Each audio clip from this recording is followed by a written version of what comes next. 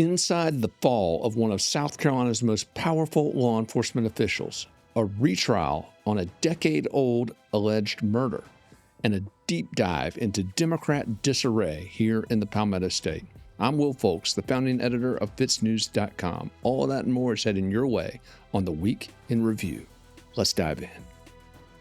So South Carolina is a state that is full of misbehaving law enforcement. We call them badges gone bad, and nobody busts them harder than our Andy Fancher. And Andy, in fact, just this week in the South Carolina Low Country, a big lawsuit was filed in connection with one of the cops that you exposed relentlessly, the pervert on patrol down there on Sullivan's Island. Infamous, but man, your work just continues to have ripple effects all across the state. But Andy, no badge gone bad series has been bigger than that of Chuck Wright, the now former Spartanburg County Sheriff. And in fact, I know you were up there a lot this past week, and a lot of your colleagues giving you the props for driving this story of the now former sheriff. But Andy, let's talk a little bit about this Chuck Wright saga.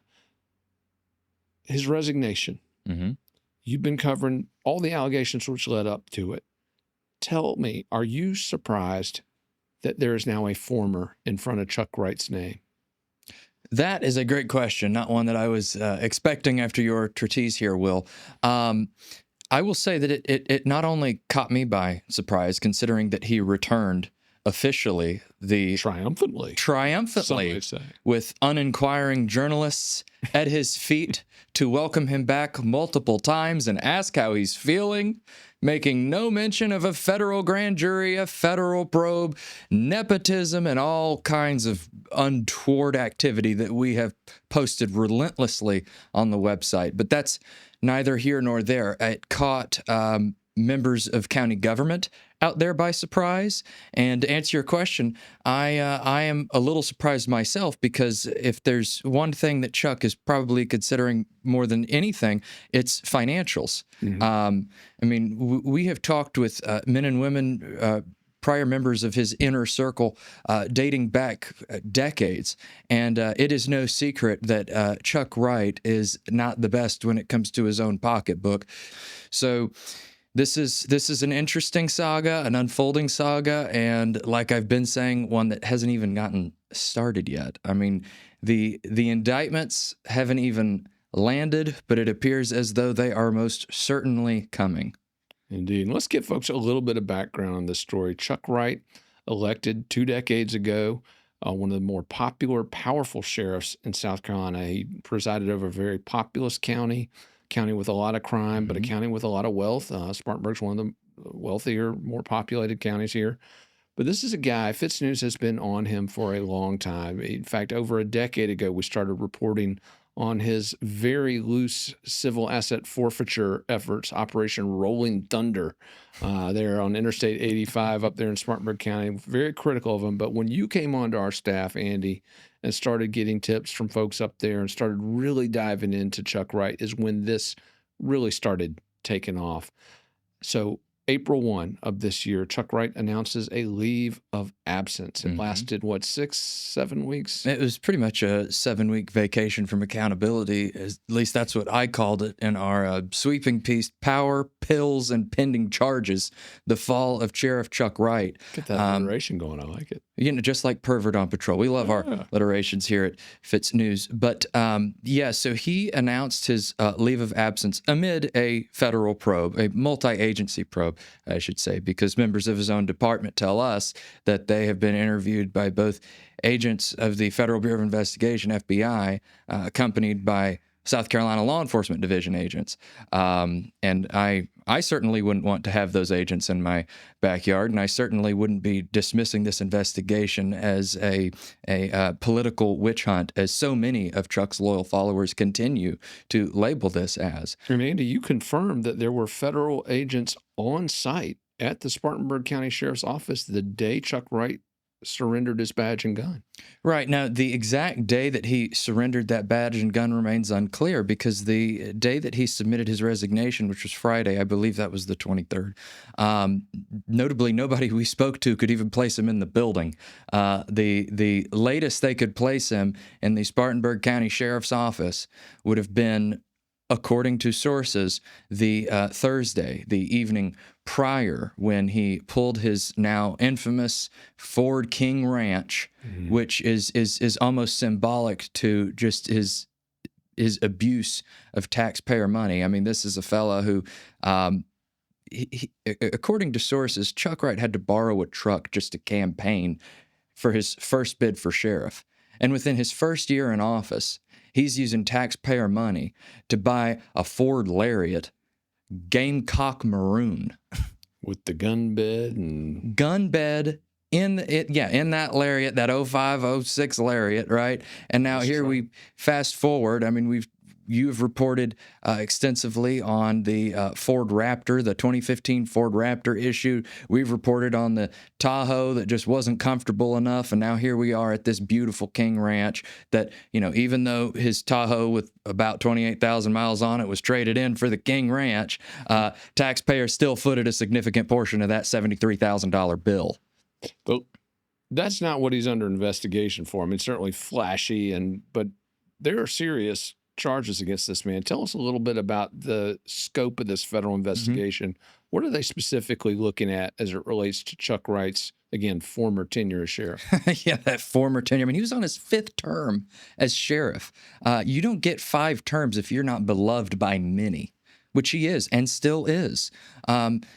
Even amid his leave of absence, his staycation, although there are rumors that he announced his leave of absence on April Fool's Day of all days to address a long-rumored pill dependency. And by long-rumored, we've got, again, members of his former circle placing him with back problems before he even became sheriff. We've got deputies noting that he was... again, talking about all these aches and pains, but that he had muscle relaxers waiting for him at home. Again, this was before sheriff. So going back to your question, according to members of his own department, the multi-agency probe inquired with them about that alleged pill use.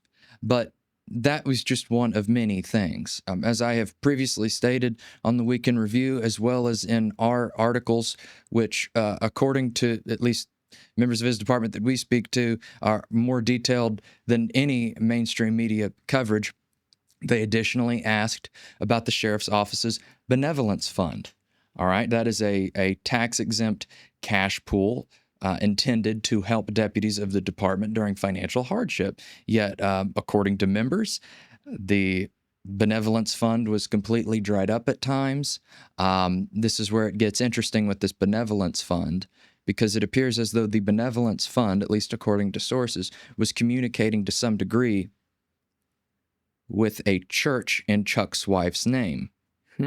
Now, again, to what extent, in the event this benevolence fund and Rejoice Lutheran Church, which is a 501c3 in the name of Chuck's wife, which notably was the first confirmed appearance of Chuck Wright after taking that 7-week leave of absence, because we caught him on the church's live stream, only for a mainstream outlet to report on that report a week later. It's very interesting. This is heating up. Credit card issues, alleged misappropriation that's being looked into. Well, sure. As the Post and Courier exclusively reported, I mean, this was a fellow who, over many years, they uncovered through a Freedom of Information Act, had spent approximately $53,000 on his county credit card on crap. Sirius XM memberships, Amazon subscriptions, hotels and motels within his own jurisdiction. The nepotism allegations. Yeah, we haven't even gotten into that. There is so much to unpack with this guy. Now, granted, which of this warrants federal scrutiny, I'm still a little unclear of that myself. So in addition to that benevolence fund, because I got a little off track there, they also asked about a code enforcement officer named L.B. Watson. So we're told. L.B. Watson, a blood relative, a kin of Chuck Wright. This isn't even getting into the major nepotism concern. He runs a construction business, Watson Construction, out of the Duncan-Reedville area. He lives in a palace in Reedville. We have seen the palace ourselves. He's got a collection of beautiful vehicles. And according to his own campaign disclosure forms, he was raking in a moderate $31,000 as early as 2007, 2008. Now, as for what he actually does for the county, that remains unclear. We've had many questions about L.B. Watson. We're not the only outlet that does. In fact, there's an outlet that has his personnel file right now. Why they're sitting on that is beyond me, but You wouldn't have said on that.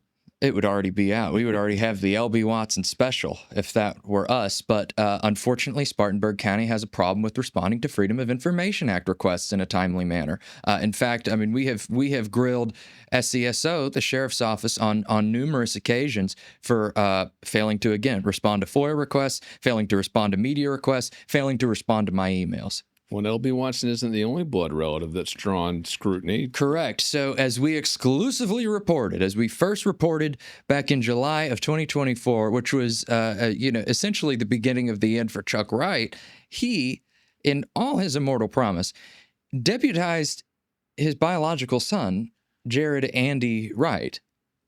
And Jared Andy Wright, who had an interesting tenure in law enforcement leading up to that point, potentially unhireable by other departments, which is why he had to run to Daddy Sheriff, speculation here, is deputized in this beautiful ceremony, again, July 1st of last year.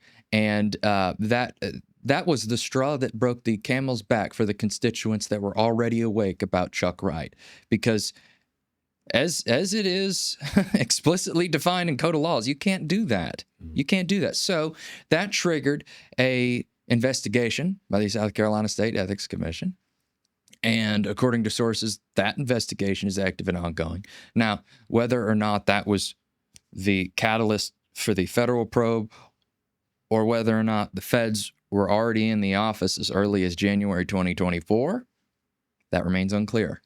Yeah, absolutely. Well, Andy, not only have we got this unfolding criminal drama with the grand jury, looming indictments, the ethics investigation. Multiple indictments, we're told. Not only do we have all that coming down the pike, but we also have now a vacant sheriff's office, and by law, it's got to be filled. Walk us through what to expect on that front. So Chuck Wright, I mean, he left a political power vacuum at that sheriff's office, which you can tell he really wanted to hold on to that thing until the bitter end. We are all kind of standing around scratching our heads. Why come back twice after your leave of absence only to clear out your office before Friday? What happened between Tuesday, when journalists welcomed him back, and essentially Thursday night when he cleared it out?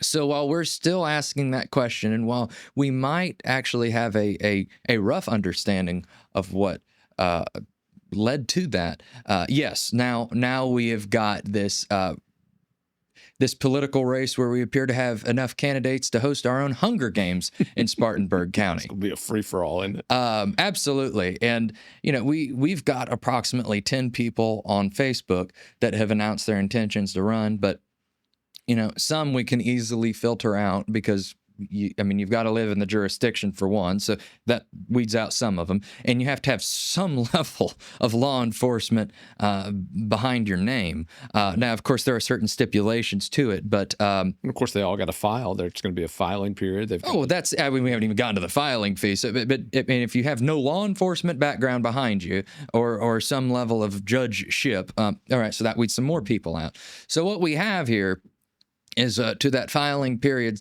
it's going to be a prorated filing fee. Usually it's about $8,500, approximately $9,000. And considering the sheriff gets a salary of $214,000, we're not dealing with chump change here. But since this is a partial term, all right, we're looking at a filing fee of approximately $6,000. That filing fee, at least according to my notes, all right, that begins June 13th, and that is when we will fire up our presses, and it closes on the 21st.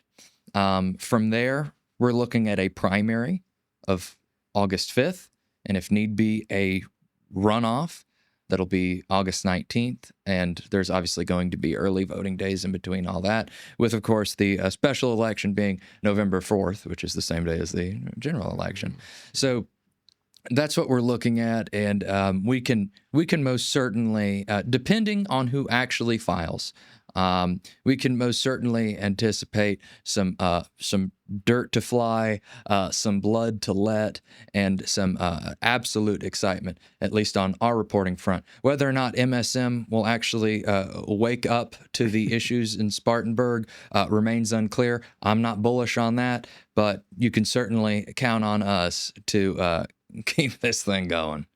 Absolutely. Andy, you've done amazing work on this to get us and to get this story where we are. Certainly your network of sources on this has been amazing. I mean, you've finger on the pulse of literally every one of these developments. So great work to you. Hats off to those sources. Keep us in the loop on where this investigation goes in the special election. Yeah, and if I could make just a quick call to action here, as well as commend the men and women that have made our reporting possible. I mean, what we're looking at in Spartanburg is decades of corruption so magnificent and so in your face that it's almost out of focus. We have been working with a very proud network of people who want to see Spartanburg County be the best it can be. And in doing so, we have uncovered some seedy, dirty, reprehensible stuff. I mean, we haven't even published reports of Chuck Wright's definitive financial ties to multiple gambling kingpins. We've made murmurings of it, but I fear we won't even have time to publish that before the indictments drop. We've got documented, we've got state receipts showing that Chuck Wright appears to have looked the other way, prompting top South Carolina officials to decline prosecution of an admitted pedophile. So while we do have, again, a magnificent network of men and women who I commend every day for finally standing up and doing what's right, we still need more context. We still need more people to reach out. And that's just why I'd like to encourage anyone and everyone to hit me up, Andy@FITSNews.com. We'll keep you anonymous, and we'll hold truth to power. As you have from the beginning, my friend. Keep it up, brother. So one of South Carolina's longest-running true crime sagas is finally headed toward a moment of decision next month in Berkeley County, South Carolina. I'm referring to the story of Michael Colucci, who is accused of murdering his wife, Sarah Lynn Colucci, way back on May the 20th, 2015. Now, on that evening, the Coluccis pulled into a jewelry store that they owned together, and according to Michael Colucci, his wife was merely getting out of the vehicle to use the restroom when she, trying to shimmy through a fence, tripped and somehow fell into a garden hose, which then strangled her. Yeah, that's the story he has put forward, but that discounts the fact that there were injuries on Michael Colucci, which were consistent with the struggle. As a result, Michael Colucci charged with the murder of his wife. He stood trial back in 2018, but those proceedings ended in a mistrial. Now, this case was supposed to go to trial last May, but there were scheduling conflicts down there in Berkeley County, which pushed it off to this year. I am joined by Jen Wood, who has been doing a ton of research on the Colucci case. And Jen, we were really geared up to go last year. We had done a lot of coverage, a lot of research, a lot of work on this story. And then all of a sudden, at the very last minute, case was called off and moved to this year. So as we look forward to the start of this trial next month, a flurry of motions have been filed by both sides as prosecutors and Colucci's defense attorneys seek to define the parameters of these proceedings. They've got motions, dozens of them, in fact, seeking to exclude or limit evidence, testimony, even the terminology that attorneys are allowed to use in these proceedings. Jen, you have been doing a deep dive into these Colucci motions along with Callie Lyons, our researcher. What have you found in these pretrial motions? Right. So these are called motions in limine, and they are very common as you're going into a criminal trial. Basically, what a motion in limine is the both sides are trying to suppress they're trying to limit what the jury hears. We saw motions in limine in Murdoch, and we also saw them in the Rose Petal trial more recently. So we're getting motions in limine from both sides in this upcoming trial. I have seen these, but I've never seen them quite to this extent. There are quite a few of them. So thank God Callie helped me break them down to figure out exactly what each side is trying to present to the jury. Well, let's start with the defense. What are they looking to keep out? So in the defense side, what they're trying to limit the jury from hearing is exclusion of specific terminology. So they don't want the jury to hear words like victim, defendant, crime scene, confession, admission, struggle, medical examiner, and homicide during the trial, which is interesting because it is a murder trial.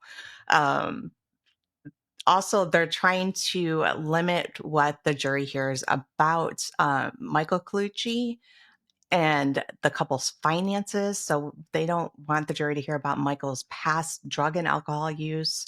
Like I said, the finances, Michael Colucci's parenting skills, and the funeral arrangements for both Sarah Colucci and Michael Colucci's mother, who was murdered after Sarah Lynn by Michael Colucci's father, Ivo Colucci, Yeah, in Charleston. that's the other crazy part of this story is that, 1 year, 2 years after Sarah Colucci is murdered, her father-in-law murders his wife. And Right. again, that case never went to trial because Ivo Colucci, Michael Colucci's stepdad, was determined to be suffering from dementia and thus not competent to stand trial. He died, I believe, 2020. Jen, is that correct? Yes, that's But correct. just another crazy layer to this story, and that of course unfolding right around the time of that first trial, where ended in a mistrial. But Jen, these motions taken together, what is the defense trying to do? They're trying to turn this not into a murder investigation, but an unsolved death, basically. Is that correct? That's absolutely correct. It's fascinating. I don't think this is common. I can't imagine going into a murder trial and asking the judge to um, limit the word homicide. I mean, that is absolutely bizarre. They're Yeah, also that's what he's been challenging, charged with. right? They're also challenging forensic evidence. The defense wants to suppress some forensic evidence, including a blood test related to a red spot that was found on Sarah Colucci's phone. They're saying that the test lacks proper validation and the results are speculative without confirmatory testing. And they want to prevent the prosecution from suggesting that financial issues were a motive for Sarah's death. So I think it's going to be really interesting to see what the judge decides. And from the state side, they want to limit any references to prior suicidal ideations from Sarah Colucci, calling these statements hearsay and prejudicial. So they don't want the jury to have any indication that suicide was a potential cause of Sarah's death. Um, they also want the court to bar any discussion about why Colucci was not charged earlier, including internal decision making processes or reviews by medical experts like pathologists. Um, they also want to ban the jury from hearing evidence about the death of Sarah Colucci's ex husband, Michael Vieira, who died by suicide in Myrtle Beach in 2007, which was an interesting death. Alleged self-stabbing, a crazy story. Yeah. Very weird. We did a huge story on it last year, going into what we thought was going to be the first trial, a retrial. So yeah, definitely, if you want to read about that, because it's absolutely one of the most bizarre police reports I've ever looked at. But they're arguing that Vera's death and its emotional impact on Sarah are not relevant to this case. And they also want to limit they want a Jackson versus Deno hearing to determine the voluntariness of statements that Colucci made to Berkeley County investigators.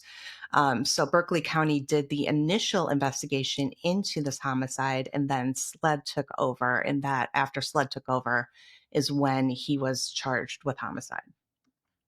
So we've got defense attorneys looking to narrow the scope on their end. We've got prosecutors looking to exclude and narrow the scope from their end. But Jim, we've also got a fairly bombshell motion that was filed in connection with this case, and it involves a name that our audience is likely going to recall from the Murdaugh case, the lead investigator on the Murdaugh case, David Owen.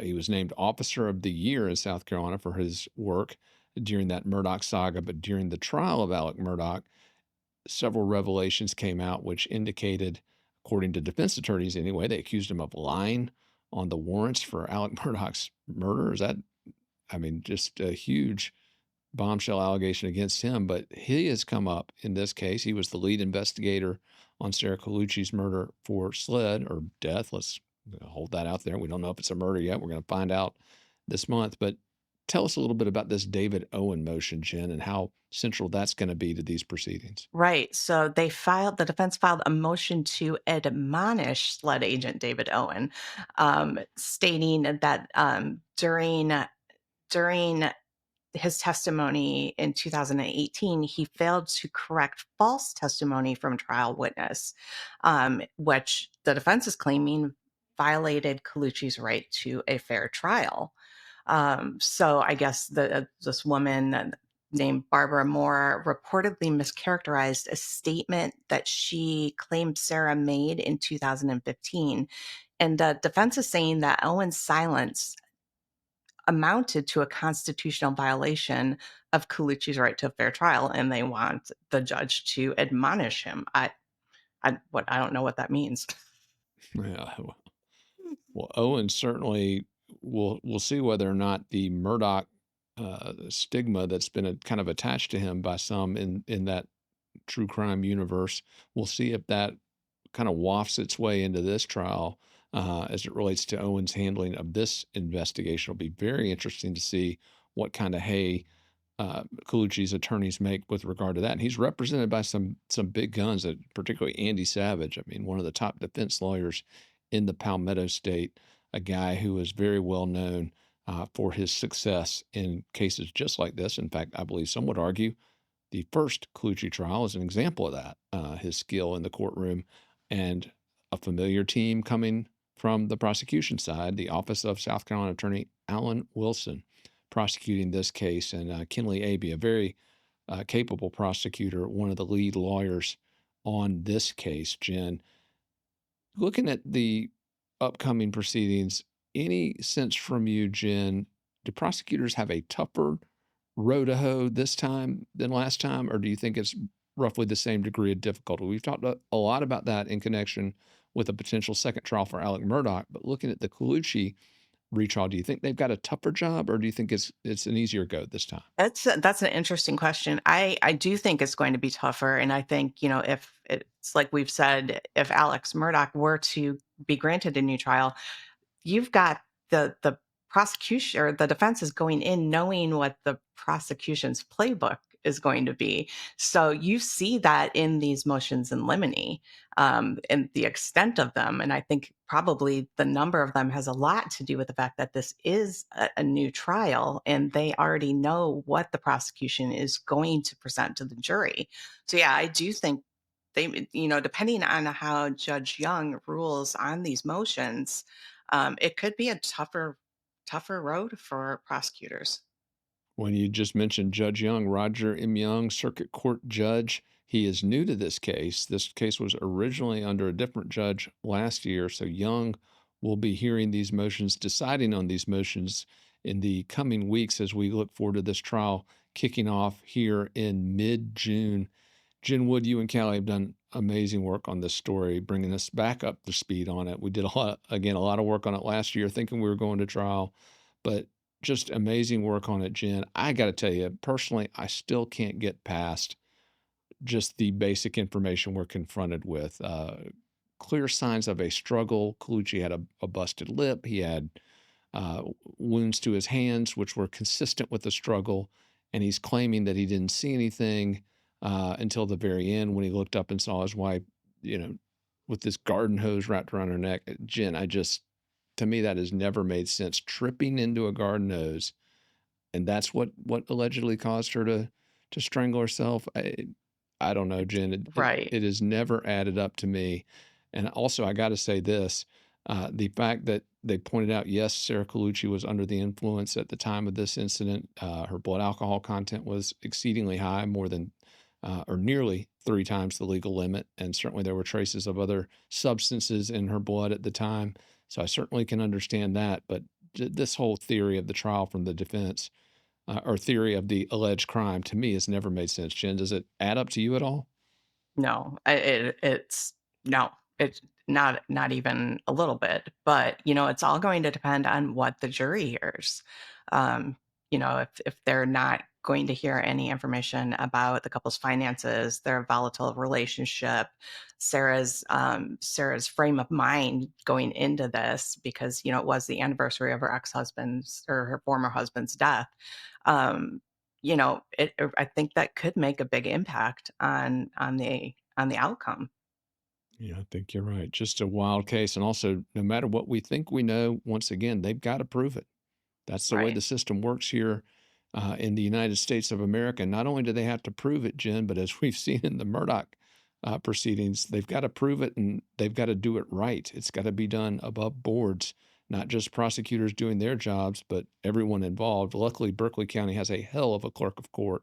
So I think that they're going to do a great job running this trial. I don't think we'll see any of the kind of issues that we saw in Colleton County with former clerk of court Becky Hill. I think Leah Dupree, she has proven herself to be incredibly good at her job. So I think that part of the show at least is going to run very smoothly. But Jen, once again, amazing work on this story.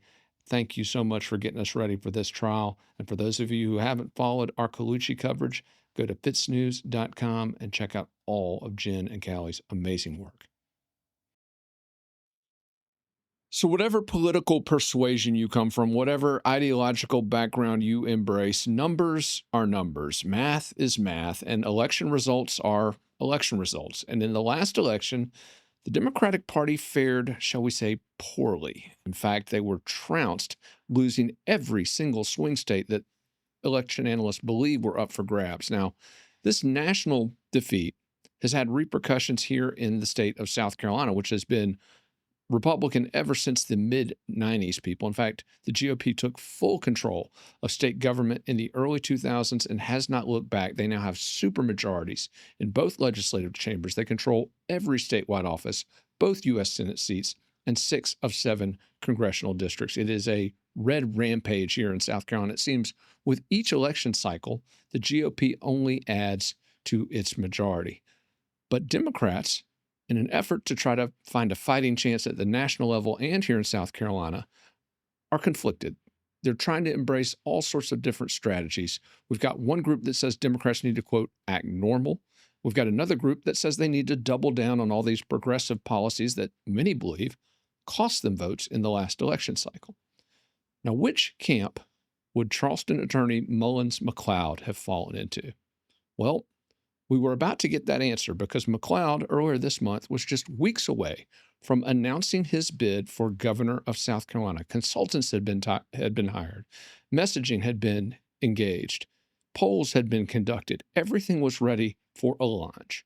And then earlier this month, disaster. A John Doe was booked into the Charleston County Detention Center, claiming to be God, claiming to be Superman, claiming to be all sorts of bizarre aliases. Officers thought this individual was on drugs. They had no idea what was going on with this person who was found in the middle of downtown Charleston screaming at the top of his lungs. That individual wound up being Mullins McLeod. I'm joined now by our Dylan Nolan, who has got some info on this police report. Dylan, before we break down the politics and try to analyze this bombshell, walk us through what you found in the police report on this Mullins McLeod arrest from earlier this month. Sure will. Officers then approached the male, who was observed to be wearing only his underwear and shoes and continuing to yell at the top of his lungs and move his arms frantically. Officers attempted to inquire as to the individual's loud, boisterous, and erratic behavior, at which point he began rambling incoherently. Due to his loud and boisterous behavior, officers ordered the male to place his hands behind his back, at which point he began yelling louder and locking out his arms. Officers swiftly gained positive control and placed the male into handcuffs. While trying to identify the male, he offered numerous fictitious names such as Superman and God. Due to the male offering fake names, as well as not having a physical ID, he was placed under arrest and booked into ACDC as John Doe. While en route to ACDC, the offender continued to yell incoherently about vague historic events and people in his life such as Wallace and Ashley, all while making vague threats directed towards nothing in particular. While in the sally port of the jail, the offender was instructed to exit the vehicle, to which he refused and voiced his wish to sleep inside of the vehicle. Officers then noticed the offender's eyes to be extremely bloodshot and highly dilate, as well as sweating profusely. It should be noted that the RO knows these symptoms to be typical of an individual under the influence of a stimulative narcotic due to his training and experience. Additionally, while in intake, the offender continued to ramble incoherently and at one point lashed out and kicked another prisoner. The incident was captured on responding officers' CPD-issued body-worn camera. Now, Dylan, before we dive into the fallout from this, let's just briefly tell folks who Mullins McLeod is. This guy is a prominent South Carolina lawyer. He has won some high-profile, complex, big-dollar judgments in cases a lot of folks didn't think he had a chance to win. So this is a guy at the top of his game in the legal profession in South Carolina, and certainly one of the top political prospects on the Democrat side. Now, he did run unsuccessfully for governor once before. Back in 2010, he challenged Vincent Shaheen, the state senator who ultimately won the nomination and came a lot closer than many expected to knocking off Nikki Haley. In fact, that was one of the last elections where a Democrat was competitive in South Carolina. But this is a guy, no one expected something like this. I mean, I've dealt with Mullins McLeod on numerous occasions. This guy, he's rational, he's straightforward, calls balls and strikes. I mean, I've never had anything but good, honest, straightforward, productive dealings with the man. So this shocked me. It shocked everybody reading this, but something to address in this report. We were told that this was a drug incident. We were told The responding officer clearly thought so. clearly. However, we have been told reliable sources close to this investigation, no drugs. Right. I mean, typically when officers suspect that you're under the influence of drugs and they take you in for something like this, they will have you do a breath test and they also will take your blood. So presumably the truth will be in the blood. Well, let's talk about that, though. The no drugs on the surface sounds okay. Well, that's a good thing. But then you stop and say, well, wait a minute. If there were no drugs in his system, what the hell is going on with this guy? Yeah, I mean, that's an answer that only he can give. But yes, if there's not drugs in the system, obviously something else is going on mentally to make him respond in such a way. I mean, he's a guy, as you say, who has a reputation for being a rational individual, certainly not somebody who's running around the lower part of the peninsula in his underwear, rattling people's windows late at night, screaming incoherently. Yeah, and I want to point out something real quick. Real props to his attorney, Sean Kent. We spoke with Sean Kent, a guy that we've worked with on numerous cases. We spoke with Sean in the immediate aftermath of this incident. And one of the things that Sean Kent told me, which I have never heard a lawyer say this before, and it really impressed me because lawyers are all about getting their guy out of jail, minimizing damage. Sean Kent actually told us on the record he wanted his client, Mullins McLeod, to stay there because he was concerned for him. And to me, that's the kind of thing, some raw honesty coming from a lawyer. And But that's telling in its own way. Obviously, we're all awaiting the next chapter of the Mullins McLeod story. Hopefully, we'll get some more information on what happened. But clearly, this is a major blow for the Democratic Party in South Carolina because this was a guy who I don't think he would have been competitive in a statewide race in South Carolina, which, again, But I think he would have represented the party well. exactly. He would have been a common sense candidate. And who knows, maybe we don't know where this thing is going. And people have shorter attention spans and memories in politics today than they do at any time in history. So who knows? But clearly this is a blow to his aspirations. Yeah, certainly. I mean, look, Donald Trump took this state by darn near 20 points. So a Democrat will need a miracle to win a statewide election here. And it's been a very long time since they've won one. So would he be able to do it under the best circumstances? It would be a real uphill climb. But at this point, it seems as though they're going to have to pick a new standard bearer. Speaking of Democrat standard bearers, I want to switch gears to the U.S. Senate, where this week, Charleston pediatrician, actually, I don't know if she's even in Charleston. I think she's working out of Washington, D.C. these days, but Dr. Annie Andrews, who ran unsuccessfully for U.S. Congress back in 2022, got absolutely crushed by Nancy Mace in that election. That was Nancy Mace's first reelection bid after she knocked off Joe Cunningham, the incumbent Democrat down there.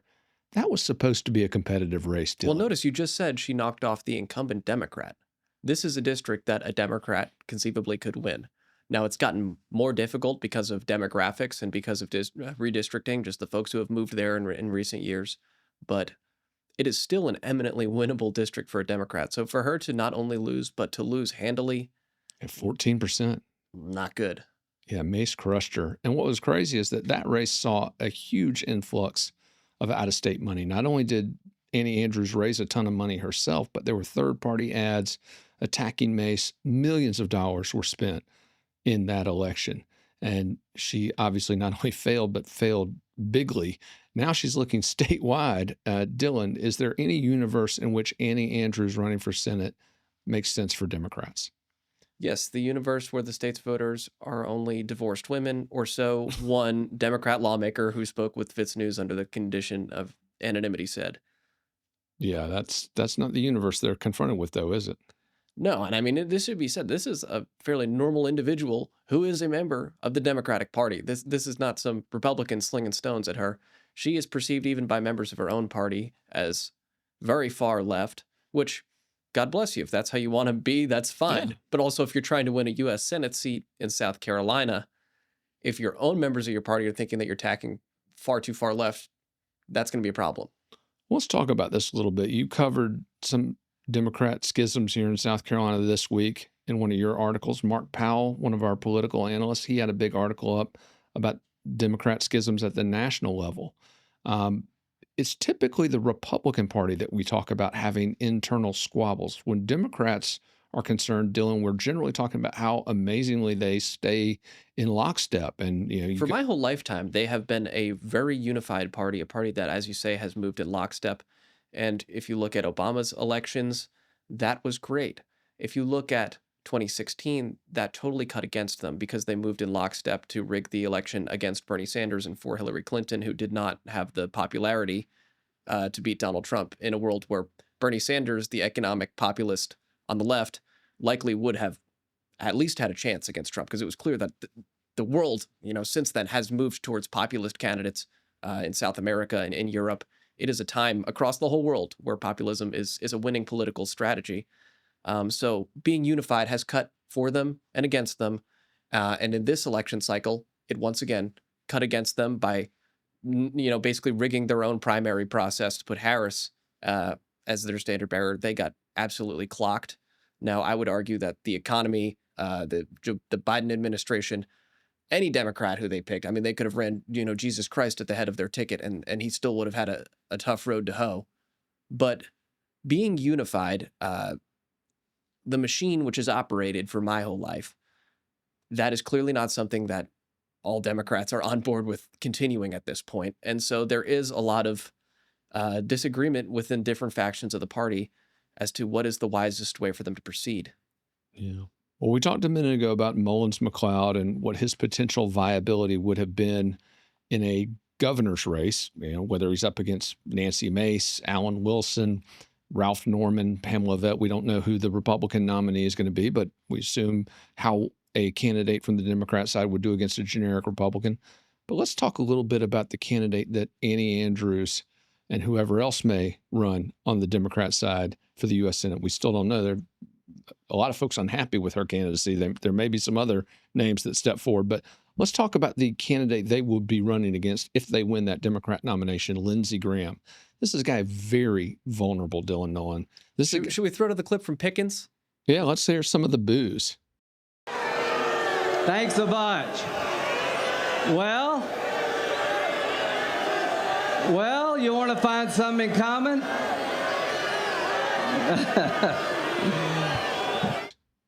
So this was Lindsey Graham on his home turf, went out campaigning with President Trump.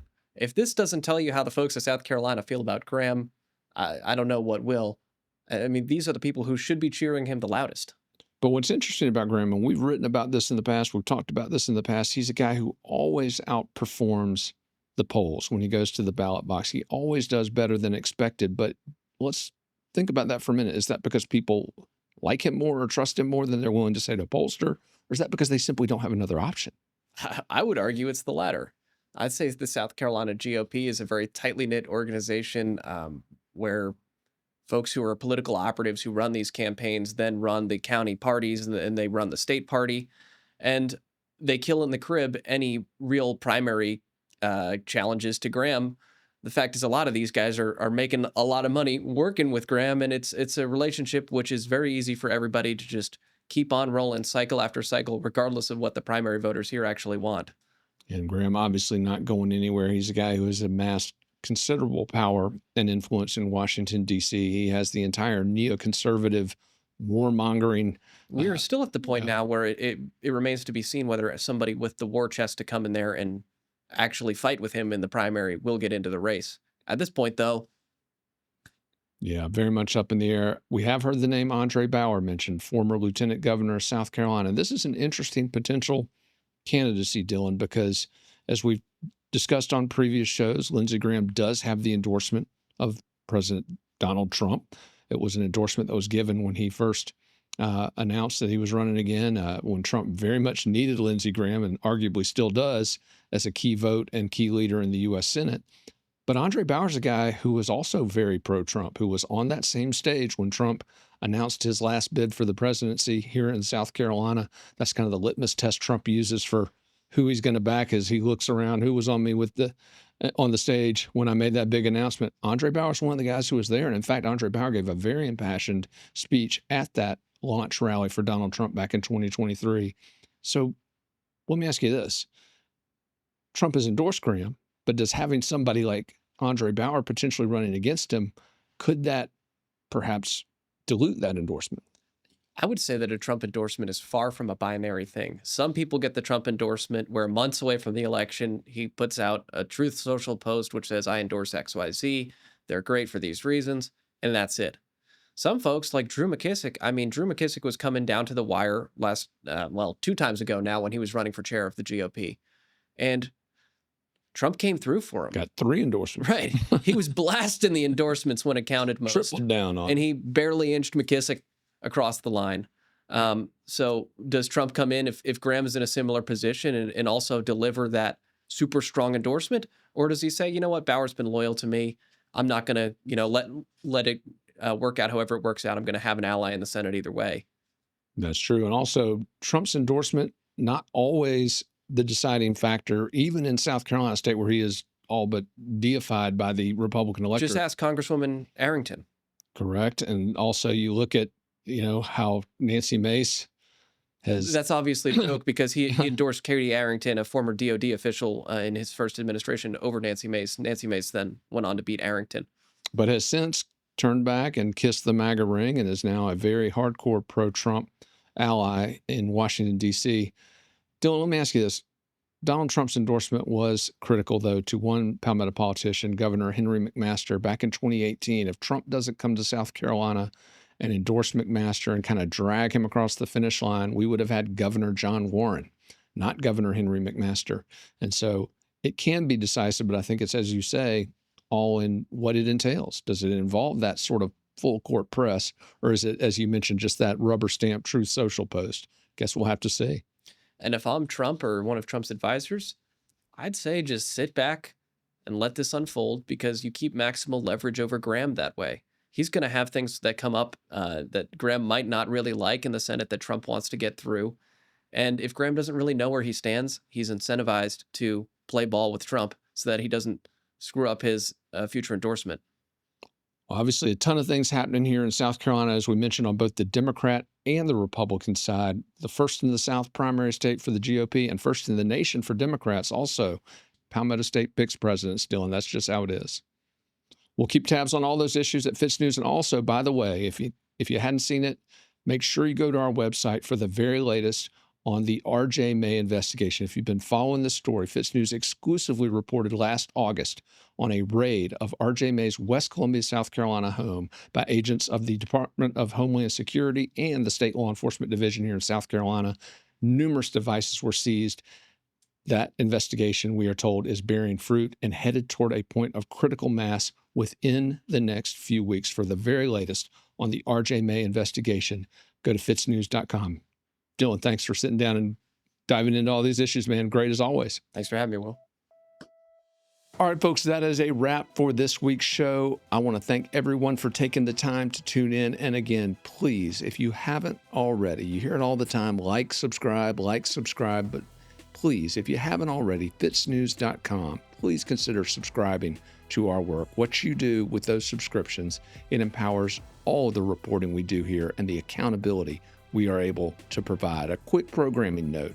Next week is our month in review, which we do live. So again, always fun. We don't have the chance to edit things out if we mess up, but that show is usually airing at 11 a.m. on Fridays. But this coming week, it's going to be on Thursday. So 11 a.m. Thursday of next week. Tune in for our month in review. I'm Will Folks, and we will catch you next time on the Week in Review.